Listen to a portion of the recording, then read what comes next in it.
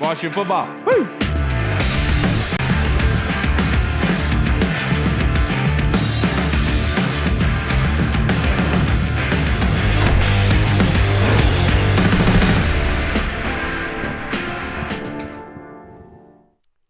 Hello, everybody, and welcome to the Burgundy Zone. I am your host, Kyle.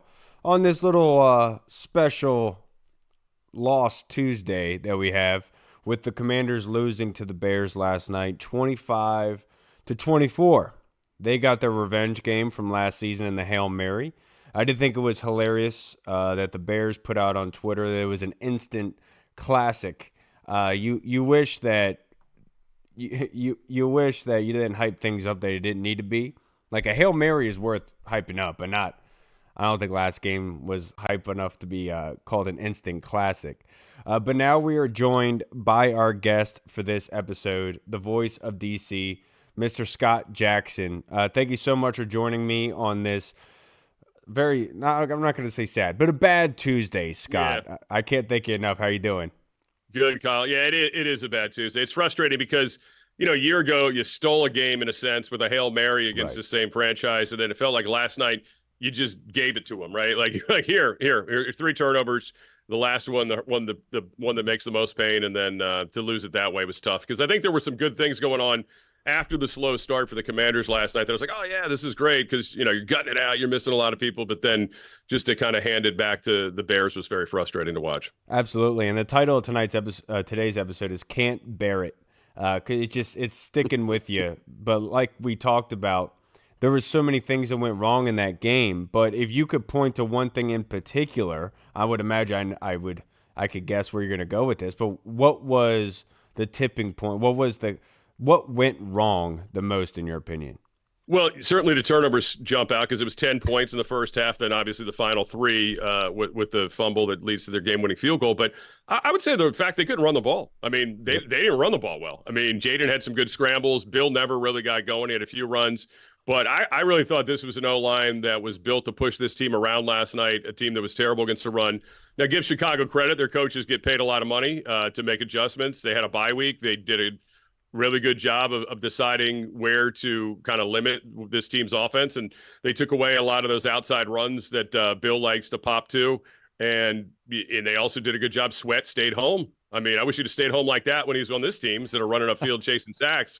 But he contained Jaden a couple times. And, when Jaden was looking to pass the ball, when he kept it, wouldn't, on the keepers, Jaden's got those options and those RPOs. They took it away from him. So he had to give, and they clogged up the middle. So I would say, and I think Dan Quinn alluded to this after the game. It was frustrating, especially for a guy who really, prides himself on defense and physicality, that frustrated him the most too, that he just felt like his team got out physical at the lines of scrimmage, both offensively and defensively in this football game. And if I never see DeAndre Swift in an opposing team's uniform, I'll be happy because that guy has been an absolute Washington killer. Yeah, he's he reincarnated of LaShawn McCoy. It seemed like every time we played McCoy, he just went off, dude. And the same thing with Swift. It's funny. I played with a good friend of mine, Dennis, whose cousin is DeAndre Swift. Oh, nice. Yeah, and so Dennis knowing that DeAndre played for Philly, he couldn't stand Washington, but for some reason, whenever he comes to play here, he absolutely just goes off, Scott. And to your point, Washington's yards per rush was 4.0 on the ground, whereas Chicago Bears were 5.4 on the ground. Yeah. I think DeAndre Swift himself rushed for, 7.7 per carry, which is just disgusting. And so heading forward, Scott, what is your biggest concern with this football team? Well, I mean, have they really improved the defense, right? I think there's some weeks you feel like, there's some stretches even in this game. Like, that's good. That's not good. I think we're seeing certainly the teams that have a guy like DeAndre Swift or a Bijan Robinson, and you're going to see it when Philly gets in the schedule later this year if they don't shore this thing up. Clearly, teams that have backs that can catch out of the backfield, they're trying to get these linebackers to some uncomfortable situations. And they've been doing a great job with it, in particular Wagner. They've tried to switch over to play more zone, it looks like. Last night there was seemed like miscommunication at times. Who was supposed to be where. So that was tough.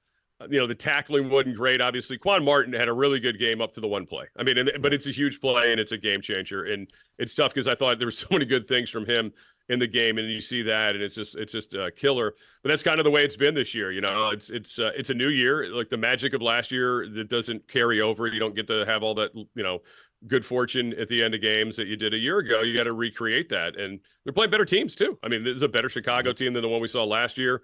I think Dallas, in a lot of ways, is much better, even though the results haven't necessarily shown their defense is terrible, but their offense is good. Eventually, they'll figure some things out defensively, I think. So, it's not going to be easy. I was just talking on our podcast with Anthony Armstrong about this. I think this division is settling into a one-team division for the playoffs. I think this is a winner or be at home kind of division of the NFC East. If you look at the way things are tracking, Eagles have got some identity crisis stuff going on. Dallas, again, offense is great, defense stinks. Giants are still young. I mean, I think they're going to beat some teams as they did 2 of the last 3 weeks, but we got to see them actually win a road game before we can consider them a true playoff contender. But Washington's got to figure some stuff out in a hurry here and not get buried, right? Like, you can't afford to get buried. You've already lost 3 tiebreakers potentially in this conference. So that's big. This game against Dallas just becomes even larger because of that. Yeah, and you kind of brought it up with Dallas, but this is a concern of mine, Scott, because they've had this seesaw effect go every other week of having an issue. Like, really, we don't know what the identity of the football team is at this point because we don't know what we're getting week in and week out. What would you say is the identity of the football team at the moment? You should be able to classify and label it a month after the season. Well, it's a inconsistent, slow starting team. That's the identity. Yeah. You're gonna get off to a slow start. You're gonna fight like hell. Look, they fight. There's a lot of people say, oh, there's no effort, like or listless. Like, no, there is. Like last night, first of all, this first drive, they're moving the ball down the field. They're ready to score. Jaden makes a bad decision. I mean, bottom line, bad throw, bad decision. However you want to look at it.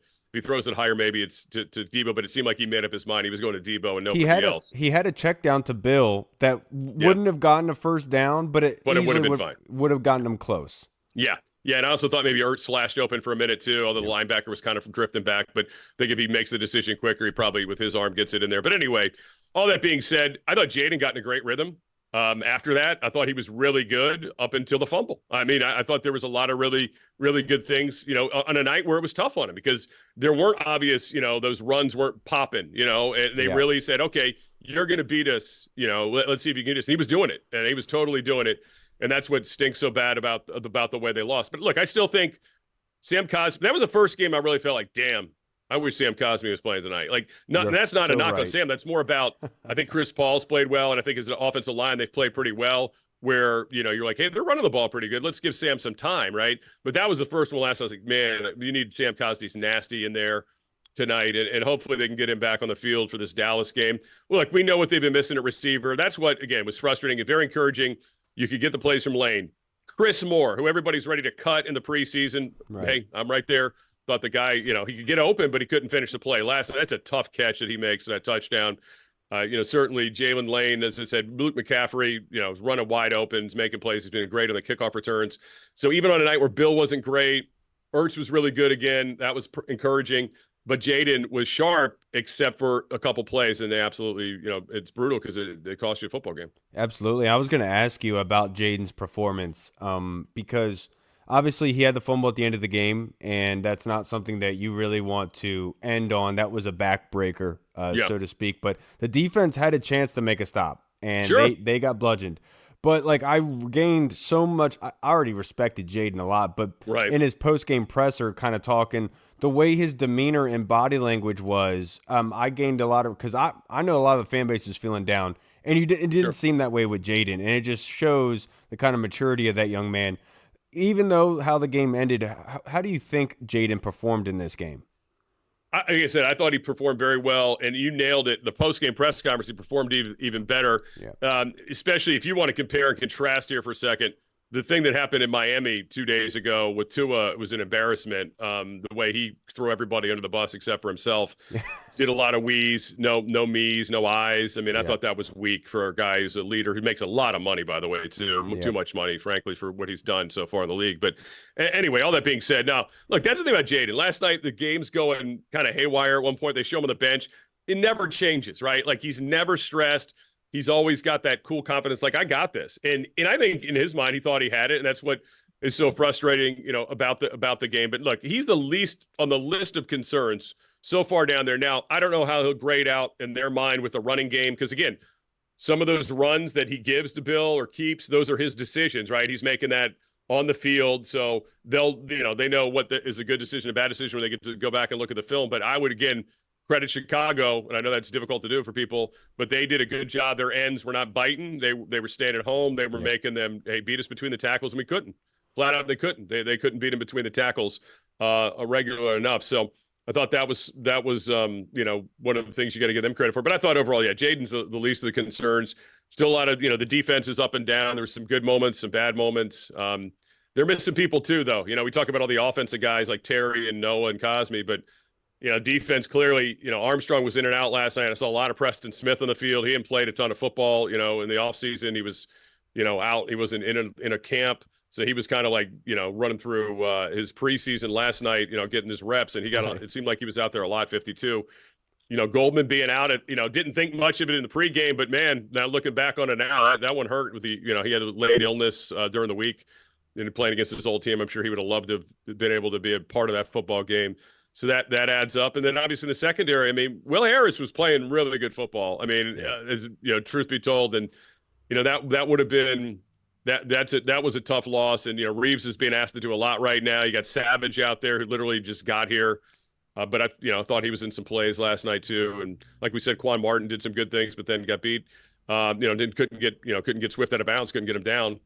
And overall, a night where you don't call Lattimore's name out is a good night. I mean, frankly, Amos. I thought Amos was really good. I thought Amos did some really good things, but they killed us on the crossers. They killed us on the stuff underneath. With the zone. That's still a big concern. And Dak can carve you up there too. So that they've got to be ready for that. So we'll see. The pass rush still not good enough either. That's another concern for me, especially for a guy like Caleb who holds the ball forever sometimes. Yeah, absolutely. And I'm going to ask you about Bill here in a second, but Sure. Defensively, you're absolutely right about the trenches. I watched the All-22. Linebackers have to be able to get off their blocks just a little bit quicker. They are so out of position a lot of the times. And honestly, I loved what Amos and Marshawn have been doing in coverage, but it's the run game where they're not aggressive enough. And I think it says a lot about that Quan Martin missed tackle where Marshawn pulls up on it. And it's like, run to the play, dude. Like, why are you jogging? But how concerned, how much of this blame do you put on Joe Witt for the execution on the field? Well, again, I didn't think they had a great offseason, frankly. I mean, we got to talk personnel for a minute here. I didn't think defense blew me away. A lot of people think Javon Kinlaw, what is he? I mean, he looks like the most intimidating guy you'll ever see, but the production has not matched that. And now, you paid him a little bit here more than, I don't know, maybe somebody else was going to pay him. That seemed to be the only thing that I could ever really say, Adam Peters, boy, did he overpay on somebody? I feel like that would be the one guy in the last 2 years. That's it. But yeah, I don't know. Personnel wise, they kind of went in the bargain bin. You got an older player, and I like Dedrick Wise, but that's what happens. You get older, you get hurt. I mean, it's unfortunate. It is a weird situation. How he got hurt. I mean, and then we brought in Goldman, who was out of football, in and out of football. They let John Allen go because of money. Okay, that's fine. If Newton's stepping up, Newton looks like he is stepping up. Payne's been really good, but where's the edge rush? Von Miller, should he be playing this much at this point in his career? I don't know. I mean, and is he really in football condition at his tip top yet?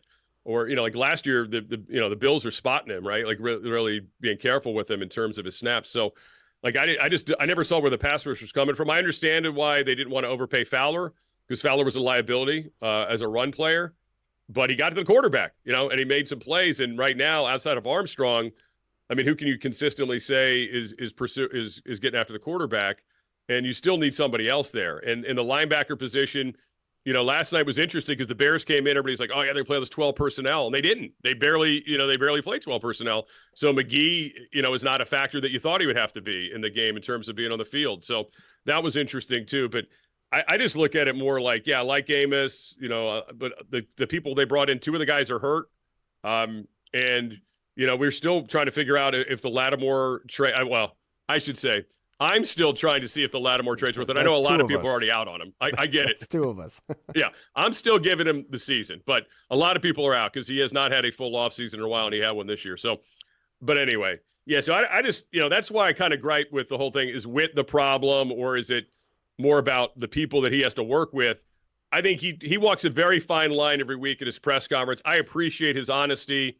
I know some of the fans think he's throwing guys into the bus or whatever, but I do think they play hard for him. I don't think it's an effort like guys don't like him or like feel like his message is bad. I think Right. he's listened to guys. He's changed things up. They haven't been stuck on, hey, we're just doing this. Or, he's thrown a lot of things in there. And I think, again, most nights that would have been a good enough performance for them to win outside of like two big plays. Obviously, the one there, the killer at the end by Swift. But if the offense is able just to, handle the football at the end there, I like our chances on 3rd and 1, and on 4th and 1 if they would have been persistent and it needed to do that too. So, yeah, I'm a little, Kingsbury and Witt, they're the easy guys to throw under the bus every week when things don't go well. But there are 11 guys out there at all times that wear those jerseys that can control the plays too. Yeah, you're absolutely right. And speaking to the edge rusher and pressuring the quarterback, Frankie Louvu was obviously very heavy into that last season. He got a sack last night, and credit to him. But there's one play that sticks out to me with Frankie where it's the end of the game. They have to get down the field to kick that field goal with a new kicker with Jake Moody. And Louvu gets blown off the ball by Darnell Wright, I think for like 10 yards down the field for Swift to come up on the right side. And it's like at that moment, you cannot allow it to happen as a linebacker. But I know Frankie has a lot on his plate at this moment. Witt has talked about it a lot. But I did want to ask you about your concern. But to wrap this up, only a couple more questions for you, Scott. But what is your concern level with Bill and the fumbles? Because he is holding it out there, and he has fumbled twice in 2 games. Yeah, I think it's fair. I mean, look, there's been, I'm not going to say there's a lot of guys, but there's been guys that, later round picks, running backs that flash for a while and then disappear, because of different things, right? Whatever it was that had their grade downgraded. He's been a great story. I like the kid. It's funny because this is what everybody wanted. They wanted the Bill night. So you got the Bill night. It wasn't so hot, right? It wasn't what we anticipated. Maybe a lot of that can fall on the line. And again, give the Bears credit for making some adjustments there. But yeah, I mean, I think that is a concern. I also wonder if part of the, hey, it was Bill's night was because Chris Rodriguez wasn't healthy, right? Because he was on the injury report all week. Then late, he was available. They didn't make a move to bring him back up, though. So he was out there a little bit, but he was not involved in a run game at all, which I thought was kind of strange, especially on that. It seemed like it would be a good Chris Rodriguez kind of night with between the tackles, if that's where it was going to have to be won. Yep. But that tells me maybe he wasn't really feeling it, you know what I mean? Or like they didn't think he was healthy enough. I love Jeremy McNichols. I mean, that play he made on 3rd down, if we win this game, that's all we're talking about today because that extended that drive, got you out of the jail. It's the kind of play Eckler used to make for you when he was in the field, but that was such a big time. I'd like to see a little bit more Jeremy McNichols in stretches last night, especially that last play, frankly. And I know that they had Bill out there, and it wouldn't have mattered if Jaden, fumbles the snap anyway. But still, if McNichols, would have gotten some shots there, I think that would have been helpful. But yeah, I think moving forward, it'll be interesting to see how they handle it going into Dallas. They'll obviously grade this stuff out this week, and it's going to come down to health of people too, right? I mean, like who are the healthy people? I think that's the other thing that we're not talking about. I know we always say this football thing, hey, it's injuries are no excuse, next man up. Well, that's crap. I mean, nobody has unlimited depth, right? No matter how good of a front office you have or how good of a developmental program. I mean, there's a big difference in the players, that when you get down 2-3 deep on a depth chart, there's a big difference there in terms of who you're getting on the field. So I'm a little worried that this injury thing keeps circling around them a little bit. Like, oh, they're getting this guy back, but then they lose this guy, or then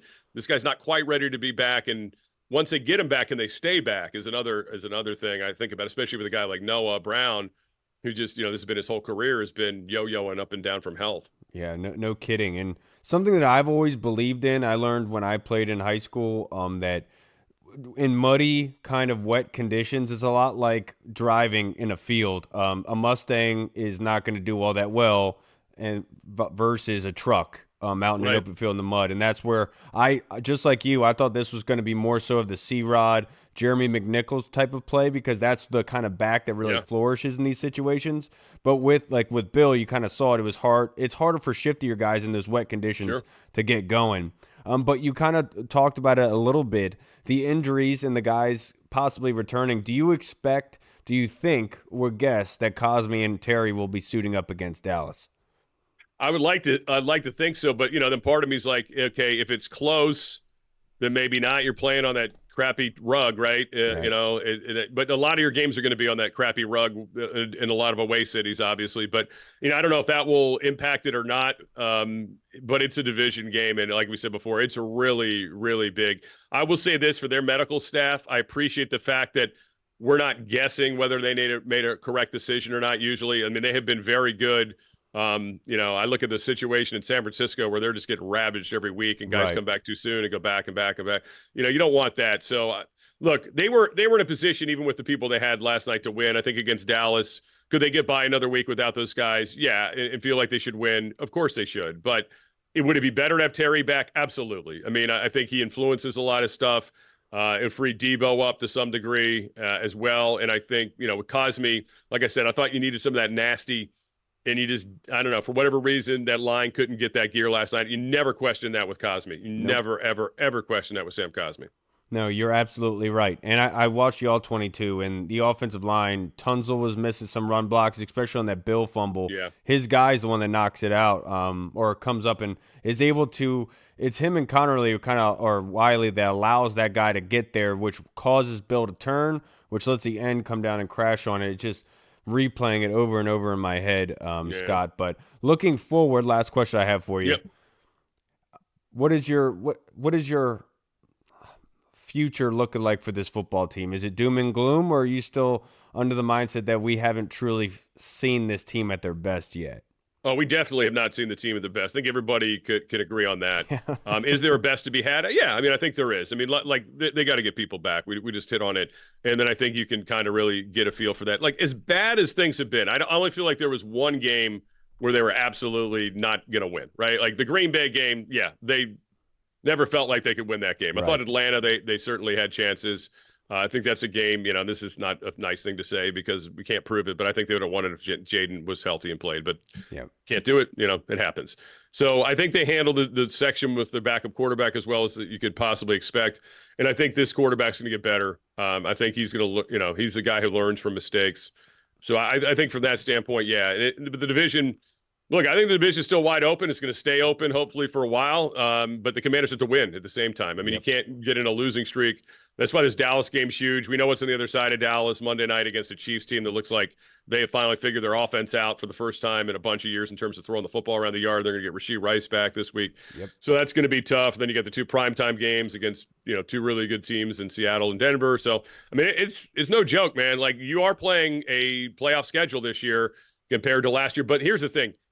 Everybody's got issues, right, Kyle? I mean, everybody has issues. The Eagles had a half where they didn't have any passing yards in a game, and that's insane. The Broncos, it was a bare knuckler against the sorry Jets over in London. I mean, Seattle is a weird team. They lose at home, but they win on the road all the time. I mean, they're still, they still have, some things they're trying to figure out. So these are the teams coming up, and clearly Dallas this week, more importantly, their defense is still, a mess. And Dak's been great, though. I mean, I think Dak has been really good, but I'm sure Joe Witt and Dan Quinn being on that staff have got some real strong opinions about how to make Dak look not so great this weekend. And I'm excited to see how they attack him. You're absolutely right about that. It's crazy that we're already into week 7. Scott. I know. It just feels like it was yesterday that the season started, right? Yeah. But before you get out of here, it's like to plug your social media handle and your show, sir, just in case anyone watching hasn't followed you yet. Yeah, man, I appreciate that. At Jackson Sports on the X on Monday through Friday at this place right behind me, Priority Auto Sports Radio 94.1 in the 757. Also, Commanders post-game show with Fred Smoot on Big 100 in D.C. and wherever you get the Washington Commanders Radio Network, and on the Instagram at Real Jackson Sports as well. My man, have a great week, sir. Thanks, try to live it up and be happy. Don't let it sulk like absolutely, it's buddy. To me, Scott. Same have to a you, good one. buddy. Thank you. All right, everybody. We just spoke with the man, Mr. Scott Jackson. Always appreciate Scott, the voice of DC, and his thoughts on the game last night, because he really did hit it out of the park. I felt that way last night, where the trenches just wasn't working out for this football team. It is unfortunate what happened. A lot of mistakes were made. You can't put it on any person in particular. As much as I want to give crap to Quan Martin for not wrapping up DeAndre Swift on that pass play to the outside, it inevitably was a touchdown. You do have to consider that there was a huge pass play before that where he trails across the field, has to go up for, it was a bad ball by Caleb forcing into double coverage, which Savage with Martin there. So Martin came up gas. So what they did is they had Swift go out to the flat with Quan on him, knowing that he is gassed. They run a little quick pick play. But the thing is, like, I wasn't worried about the delay of game penalty. That wasn't really my concern. It was the pick play, because Moore doesn't even act like he's running a route. He's 5 yards up, both hands making contact with the defender. And that's a pick play. If it's not a pick play, it's a push off. But regardless, it is what it is. We're not going to cry over spilled milk. You just got to make the plays when they're there. And I got to say to Marshawn Lattimore, this is what defensive coordinators, defensive coaches preach, is you want more hats to the football, eager to the football. You don't want guys standing around watching things happening or slowing up. Everyone get to the football. You don't know what can happen. And especially on that DeAndre Swift touchdown pass, it's like, Marshawn, get there. It's no foregone conclusion that he is going to run out of bounds there. You make sure that he goes out of bounds. And that's one of those issues where it's like no plays off. And is it really going to kill you to run 5 extra steps full speed? Is that going to be a detriment to you later on? No, absolutely not. And so I know I've been hard on Marshawn. He played very well in coverage last night, but all I'm saying is guys I don't see very much intensity from the DBs in run support. As much as I love Trey Amos and Marshawn and Mikey and what they can do in coverage, they've proven, in the run game they are being very lax, and the blueprint is out right now for teams to attack the perimeter.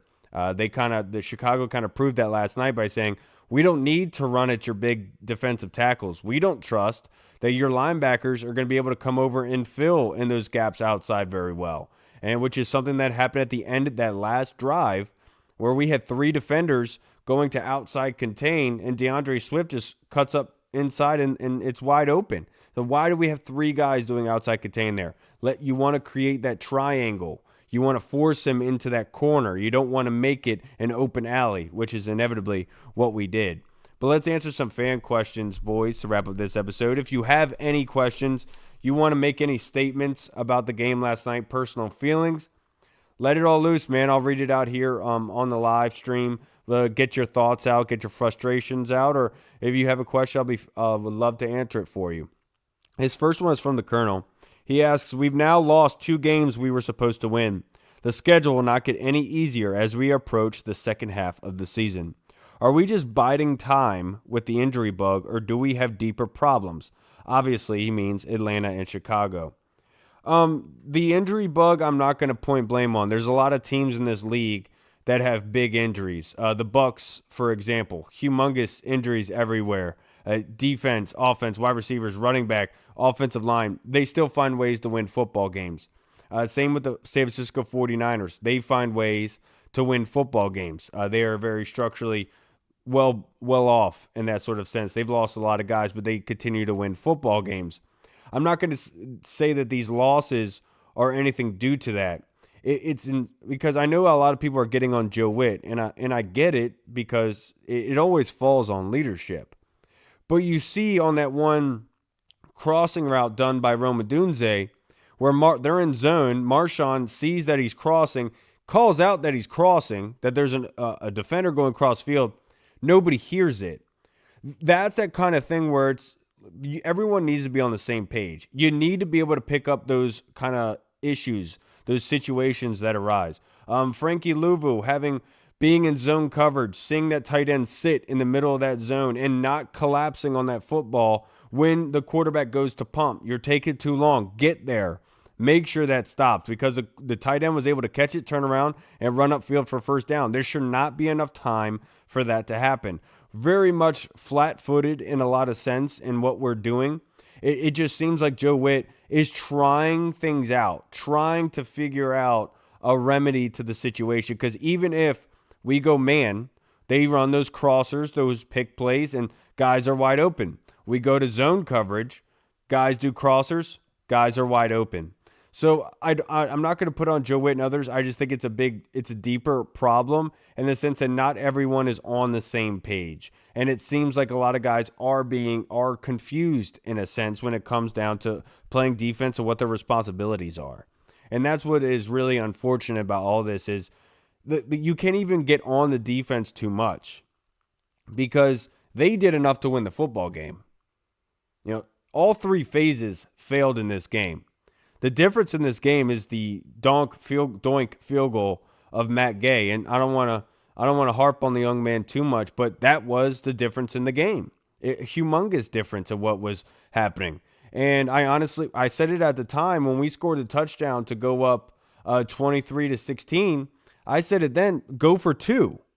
You don't want to allow the ability for them. If you get that two, you then are forcing them to have to kick a field goal to tie it, right? Instead of kicking it to win it. We elected the kick for the field goal to make it an 8-point lead, which I'm not going to get on Dan Quinn too much, but that's one of those situations where you don't trust your defense to really do much for you. I do think that it is deeper issues altogether with this football team.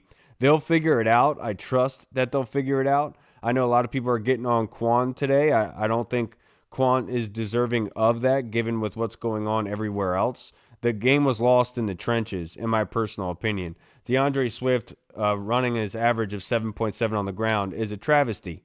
It is not something that you should come into this game knowing that you're very good against the run, that they are trying to do that. They're trying to make the job easier on Caleb. They don't want him running back there like a gazelle getting chased by a lion. They want him to have an easier job of just being in structure, getting back in his play action, dumping it. But you have to give credit to the Bears. And it seems like a lot of our opponents have taken 2 weeks to prepare for us. They came in knowing what to do, attacking what they needed to attack, and we were playing catch-up, which has been the recipe in a lot of these losses, in my personal opinion. Something that was submitted by Lil C. White on YouTube. Very disappointing loss when you had the opportunity to win this football game. This team can win a lot of football games. They just need to limit the turnovers because it costs us a lot of games. Yeah, you're absolutely right. Turnovers are always going to be a big indicator of who wins and who loses in games. Very rarely are you ever going to be in a position to win when you turn over the ball twice, let alone 3 times.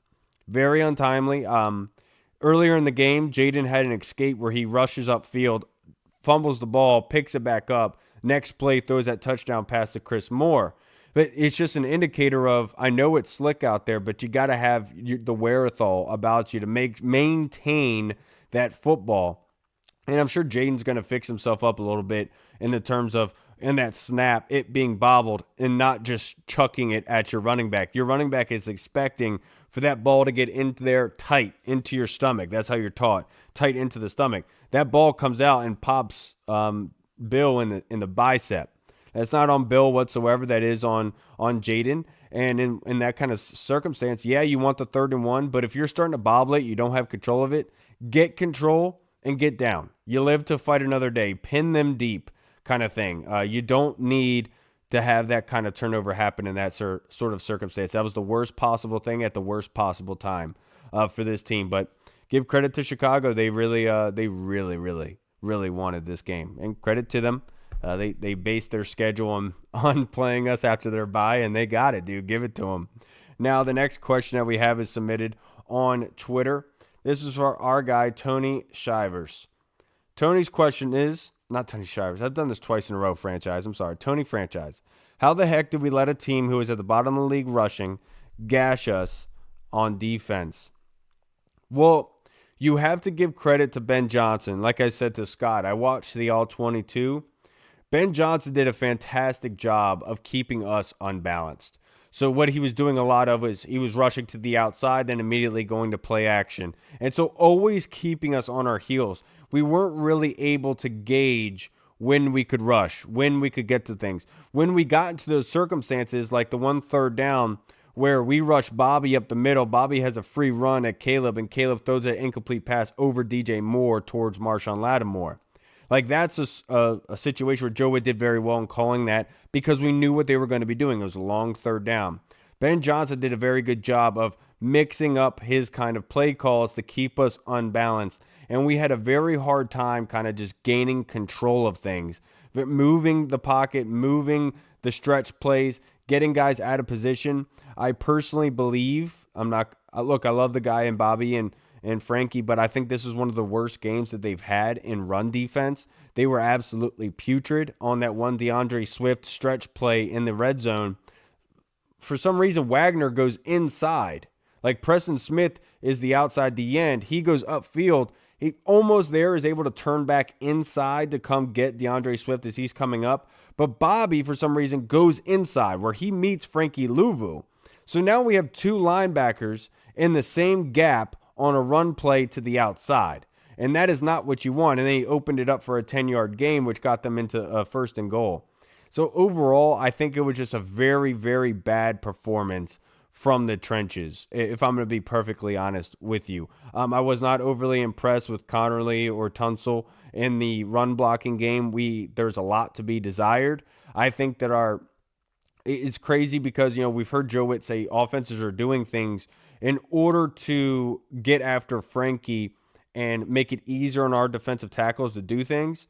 But when I was watching the All-22, there was a lot of space on that football field. Our DTs are over here. Linebackers are over here. There's a lot of space. There is no congestion. Everyone is all over the place. A lot of space for the running back to maneuver. You want to keep him in a bottle so he doesn't have anywhere to go, and you want to surround him and basically strangle him. And that was not happening last night. And you have to give credit, Tony, to Ben Johnson, the way that he was calling his plays. Those 2 weeks, he took a lot of time to be able to dissect our defense. And at this point, if you have that much time against our defense, you'll be able to figure us out pretty well. But ultimately, going forward, I know we have another question regarding this, and I'll answer my remedy when that happens. Now, the next question from Tony Franchise. I know this is the new NFL, but why not, with 3rd and 1 in the weather, just started getting nasty, have JD5 under center? I have always have had issues with 3rd and short and QBs being shotgun or pistol. I don't mind it, actually. It doesn't matter where your quarterback is on that play on 3rd and 1. What it comes down to is, can you move bodies up front? Can you move people out of the way? That's what matters first and foremost. And that play in particular just comes down to Jaden securing that football. It should not have been bobbled in the first place. It was a clean snap. He just, for some reason, had macaroni and cheese on his hands. I can't really explain it, but with the 3rd and 1, this is why Philly does what they do with the tush push. What seems like a very difficult down for us to be able to pick up that yardage. And this is something I've been preaching about for years. As an offensive line, as an offense, you want the mentality to say, you could tell the defense, this is where the ball is going, stop it. And right now, you don't really have that ability with the offensive line. And that's what you kind of want to have. And that's why I was saying during the game, I was like, I really hope Sam Cosme can come back next week, because he has that mentality, that physical sense of playing style about him, that he's going to move people out of the way, a very physical, aggressive type of lineman. And last night that wasn't the case. And so as much as I want to harp on to say they shouldn't have been a shotgun, honestly, the pistol is what really scares teams. Because you have to take into consideration what Jaden's going to do. They could fake the run to Bill, and Jaden could escape outside. That he's done many, many times in the run play. So it's actually a good formation to use. It just comes down to securing the football. Ball is life. Make sure that you have control of it, and if worst comes to worst, just maintain control and get down. If it is bobbled like that, you don't want to have that kind of situation come up. But you live and you learn. Had to tell this to my boys last week at our football game. You live and you learn. Nobody's perfect, and you just got to get better from it. That's all. Now, the next question I was submitted was brought in on our Instagram by James Bonato, who sent this in yesterday. I'm wondering which defense will show up game to game. It tends to be inconsistent. Is this on Joe Witt Jr. or the players? What do you think of the job Joe Witt Jr. is doing? So, I do think it's a mix at times. I'm not going to put it all on Joe Witt like others. I think that he is trying to do things. He is obviously going out of his kind of realm, right, to kind of remedy this situation. But it seems like every remedy that he comes up with in terms of zone coverage, of going to Tampa 2, of going to cover 3 quarters, the offense is just able to find a way out of it and to find a leak in that situation. And so it's a combination of our DBs being on the same page. I don't think you could blame it on the Will Harris getting injured at this point. I think that you should be able to have your wherewithal about you at this point in time in the football season. So all I'll say is that the communication is off. Guys don't know exactly what they're doing. They're not playing that kind of stout defense where it's smart football, where you're always in the right position, and teams are just finding ways to dink a dunk on you. There is a lot of execution breakdown out there, in my personal opinion, and that's where that's why you bring in veterans, so you don't have that situation come about. But there's weaknesses in this football team, and offenses are exploiting those. And as much as you don't want to allow those weaknesses to persist, there has to be a remedy for it. And we've heard Dan Quinn say this many, many times, James. They put players in positions to succeed, right? Frankie Louvu is at his best when rushing the quarterback. At this point in time, Bobby Wagner is at his best close to the line of scrimmage, getting after the quarterback. That's what they do really well at. Sitting them back in coverage is really hurting this football team. And you can't, so what are you supposed to do when you go back in the zone? That's the problem, is the identity of this football team, especially defensively, needs to be literally attack, attack, attack, attack. Rushing 6, I don't care if you got to rush 6 every single time. Do you trust your corners to play good strap man press coverage? Then do it. Force them. That's where you kind of take Bobby and Frankie out of a weakness situation, and you're putting them into a strength. That's how I would remedy the situation. I'm Joe Wade Jr. has forgotten more football than I know. And so all my point is saying, but it seems like that's where their strengths are at this moment in time. And you want to hurry those throws. Make it quick throws. Because it seems like if they're able to sit back there, they're going to diagnose, they're going to find the weakness and exploit it. And let's go with where our strengths are, and that is with the secondary, with their coverage, and getting after the quarterback. Because at this point, the breakdowns in zone, I know the man coverage is an issue, but they're going to have a tough time being able to have those mesh concepts, that long developing play, if you're rushing at their face. That's one remedy that you could do.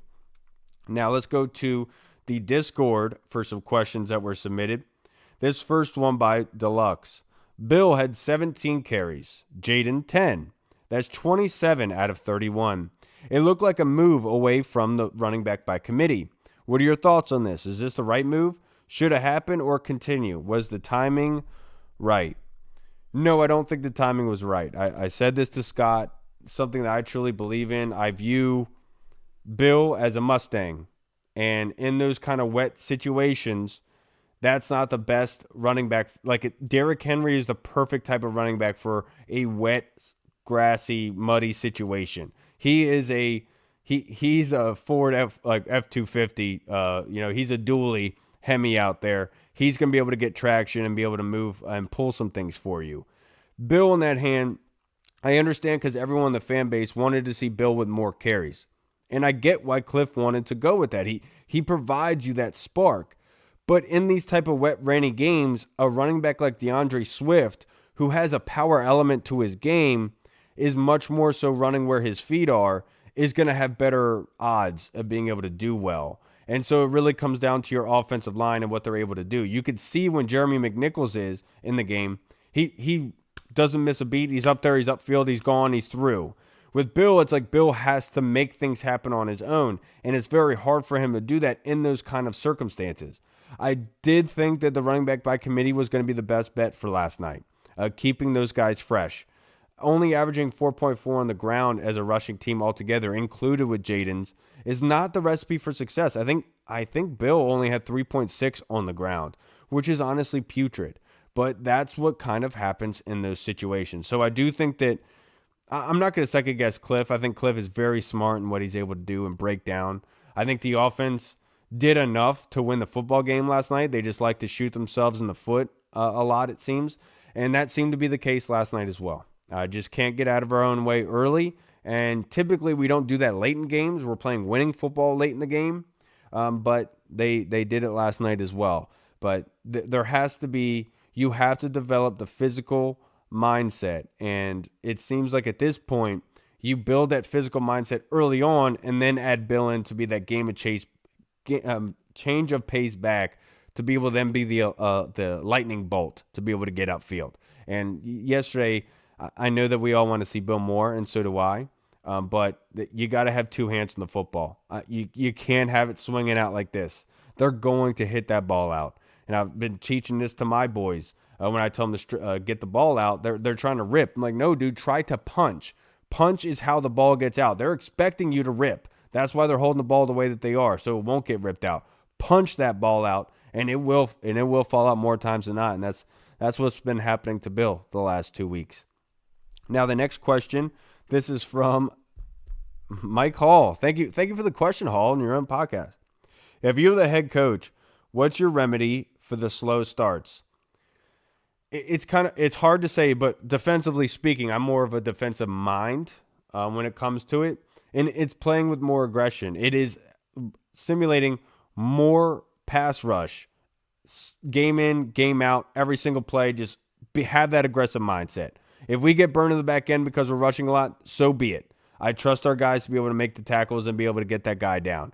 But we are going to start with that aggressive mindset. I do not want to be a sponge. I want to be a hammer. I want to inflict our will upon them. Hurry them up. Get the ball out of their hands quickly. Because even if it's a run play, you have more guys in the backfield dedicated to be able to stop the run plays from happening. I know the run plays on defense have been doing a very good job as of late, but it's those developing plays where they're able to cross field. It takes some time to get there. Guys are wide open. Let's simplify things down. Let's add some aggressiveness to this team. Let's start with the mindset that we are coming after you and we want to put you into the dirt. And it seems like in these primetime games, they come out like Jigglypuff.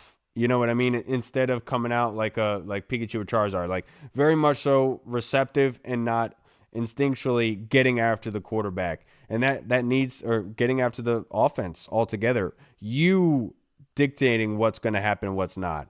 And that seems to be the case. As for offensively, they just keep shooting themselves in the foot. It's one mistake or another, and that's typically how offense goes. If one guy makes a mistake, everyone else typically pays for it, and they just got to limit the turnovers offensively. That's what really puts them in a bad position. And I understand that Jaden was trying to be aggressive. You don't want to take that element away from him. But if we're being perfectly honest, even if he gets that ball off earlier, I don't think Debo's coming down with it. I think that safety's coming over top, putting a lick on Debo, and he's knocking that ball out. It would not have been a clean catch.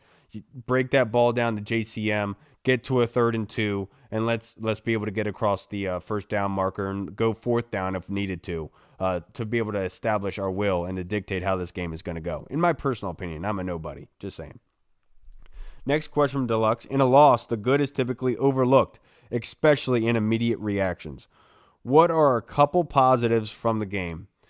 Johnny Newton, for one, he had a very good run stop I saw where it's a crazy kind of situation where, like, if he doesn't pull down that ball carrier, it's a 15-yard gain. And this was what my kind of issue was with the defense overall last night, is if that one guy doesn't make a play on it, it's busted wide open, which should never be the case, Deluxe. You should always have more bodies around, more hats around the football to make it and strangle the ball carrier. But Johnny was able to get around the guard and be able to pull back DeAndre Swift, who only had like a 1 or 2 yard gain on that play. But overall, it kind of speaks to what was happening on defense last night, where guys were just all over the place. And credit to Chicago in their running game. They did a very good job of being able to do that. But it's one of those things where Johnny just, in that certain play, just screamed out that he is taking steps and getting better and better. So I think he did a fantastic job. Dorrance Armstrong getting a half sack. I like that Joe Witt is calling those simulated pressures with Bobby Wagner on 3rd downs. Absolutely love to see it because it's paying off and they're getting off the field and they're doing a good job at it. But that needs to be the case down in and down out. You need to maintain that kind of aggressiveness and physicality on defense, because right now, if you're playing that kind of softer way, we're getting eaten alive and they're having plenty of time to do it. We don't have the pass rushers to be able to say that they're going to be able to get after the quarterback in 2 seconds. We kind of have to simulate that pressure at this point in time, and that's where Frankie Louvu is at his best, and let's utilize him there, in my personal opinion. Now, The next question that we had that was submitted in the Discord is our guy, Chris Comerton. Given the team's 3-3 record in the recent loss, what specifically must the Commanders' defense improve in the next month to be considered a legitimate playoff contender, especially considering the upcoming schedule? It's fairly simple. It's tackling. You cannot be a zone team and not tackle well. And tackling well isn't just bringing down with an arm. Like, that's not how you tackle well. Like, if you're going to play zone coverage, you have to be a physical tackling football team. You have to make that wide receiver, that quarterback, second guess throwing to that because you're going to come up and pop them. And it could be an injury to your guy. That's the kind of mentality you need to have as a defense if you are going to be in zone. Sure, take the easy chunk play, but we're going to come up and pop you, and you're going to regret it when you're getting up. But that's not the case right now. They're finding the holes in the zones. They're able to turn up field and get extra yardage after it, which should never, ever be the case. The big plays are really killing this football team, and they've done a good job of kind of fixing the coverage breakdowns and those deep kind of field passes. But the tackling right now is what's really blossoming into these big plays for other teams. You got to limit that. You got to stop it, especially with Saquon Barkley in this division. You can't have a bad tackling team if you're going to be in zone. And that's what I kind of mean by just getting after the quarterback, inflicting aggressive pressure, blowing things up in the backfield. Because when it seems it gets to open field, that's when things are really, really bad, and we can't bring down anybody. And so, in my personal opinion, get after the quarterback and be able to tackle well, and things will blossom for you. Next question from Deluxe. The defense has gotten heavily criticized. They held Chicago to mostly field goals and a bend, but don't break style. How does a defense adjust at the end of a game where bending won't help a team out of field goal range? Thank you. Thank you so much, Deluxe. You're absolutely freaking right. I kind of said this on Twitter at the end of that game where I kind of wanted to go for it on that 4th and 10. I didn't want to punt it down in their end zone because our defense has been bend but don't break. And that's not helping you in a field goal situation. You don't have that trust to be able to do it. And I'm beating a dead horse at this point, Deluxe, but it's getting after the quarterback. If you need to get off the field, get after him. Be aggressive. Force that ball out quickly. Change it up a little bit in the sense of aggressiveness. And that's what you kind of see what they do on third downs when they are getting off the field. It's because they're being aggressive. They're rushing more guys at the quarterback, and they're forcing the ball out of their hands, and they're making bad decisions. That's what you ultimately have to do, and that's what Washington is severely missing at this moment. Way too soft in style, need to be more aggressive, in my personal opinion. So if you want to get out the field and that kind of bend but don't break, and you're at the end of the game, don't want to force them, you don't want to allow them to get field goal range, get after the quarterback. Get after the quarterback. Trust your DBs to be able to stick with their guys, make a play on the football when it's brought to them, and I trust Marshawn Lattimore at this point to be able to do that. Look, I know that they're going to run pick plays off of that. I totally get it. Live by the sword, die by the sword. But damn it, were you going to be wielding a physical frickin' sword that you're not going to be able to stop? So they'll get theirs, but you got to be able to make your tackles, and that's ultimately what my overall point is. Be aggressive, make your tackles. Last question of the day. Is it just me, or does the team seem to falter when there's an opportunity to take the lead in the division? Small sample size, but feels like it's happened multiple times in 26 games of this regime. Yeah, there is something to that. But in this sort of game, I don't think they could chalk it up to the division. I just think for right now, I think my big concern is Deluxe in these night games. They have not come in looking prepared. And like, I know Anthony said this, and I actually agree with him, that the Packers overlooked the Lions in that week 1 and took a whole summer in the 2 weeks to game plan for us, because it certainly seemed like that. And it played out a lot like Chicago did last night, where we come in flat-footed, we're taking punches to the face, and we're not really hitting back. And so I think that these primetime games, especially with a lot coming up, it is a big concern with how we're coming out and playing football.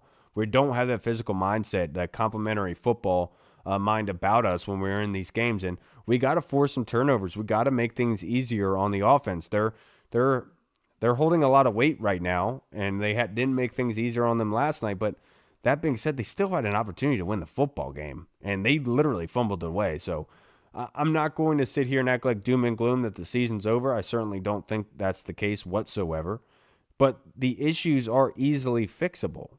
And that's what probably is the most disappointing thing about last night that I can't honestly bear, is that you shot yourself in the foot. You gave it away, you know? Like, you had the stock in Apple in 2005 and you sold it for $200. You know what I mean? Like, you fumbled that away. Like, there's no one to blame. You gave it to them, and let them be happy. Let them dance in the locker room and be happy about it. They did what they needed to do to win, and we certainly did not. And so just keep in mind, it's a long season. I love this football team. I'm not loving the way that they're playing in these primetime games and every other week. They need to make this a more consistent mindset. But this is something I've gone back to, I've said last week. It seems like they do their best against beat-up offensive lines, and that can't be the case. You have to be able to control the trenches, that aggressiveness, that mentality that you had against the Giants, that you had against the Raiders. You got to bring that in every week, man. Like, it can't be something that you can only do against teams that are lacking in offensive lines. Even the Chargers, you could make an example of. Like, you got to be able to get after them, man. And that's my big concern right now. If you've made it this far, you're a freaking champion. I can't thank you guys enough who submitted fan questions into this show today. Made this somewhat easier on me. Thank you to Lil C. White. Thank you to Deluxe. Thank you, Tim Towner. Thank you, Chris Comerton. Thank you, Tony Franchise. I have one more. Thank you to James Bonato. I do have one more, and I completely forgot about this. I'm so sorry. This one from Commandy's Nuts. We lost because we beat ourselves. 3 turnovers is terrible. How do we get Bill to not drop the football? Well, it's kind of it's hard to say, but it's like when you're at work, especially in my line of work with construction. It's when you're trying to do too much. Like, you're trying to get through things fast in order to get more done. And the mindset needs to be protection, number one, making sure that you're putting a good product out there. And so that's holding on to the football. Whereas his mindset is get out of this and get upfield so I get as much as freaking possible.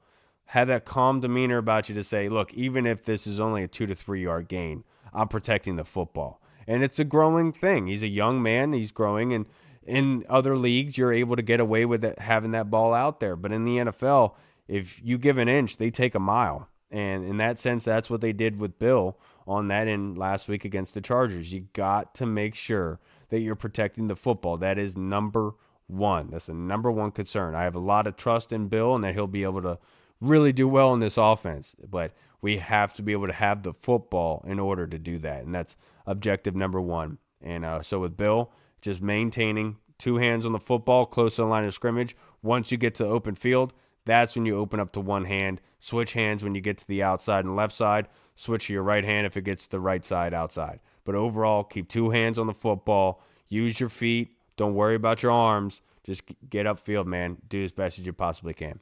All right, everybody. We see you guys again on Friday. Breaking down, it's Dallas week. It's been past 24 hours of this loss. It's already in the back of my mind. I'm leaving my frustrations with this podcast, this episode here, recapping the game. It's a short week for the team. Going against Dallas this week. That's a defense that's easily able to get down the field on and control.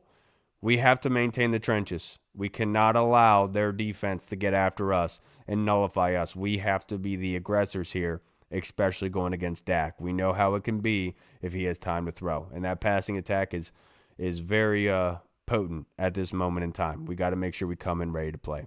All right, everybody. We'll see you again on Friday. Have a great, safe week. If you made it this far, you're a freaking champion. Washington football. Woo! What's up, everyone? This is Kyle from the Burgundy Zone. We are releasing our own merch to support the show. If you want to rock the Burgundy Zone logo or you want to see Reed's face on your shirt, we got it. We're starting with t-shirts, hoodies, and zip-up. So if you're a fan of the show, Make sure you snag one before they are gone. Check out the link in our bio on Instagram, or you can find the link in the description of the video. Thanks again for all your support.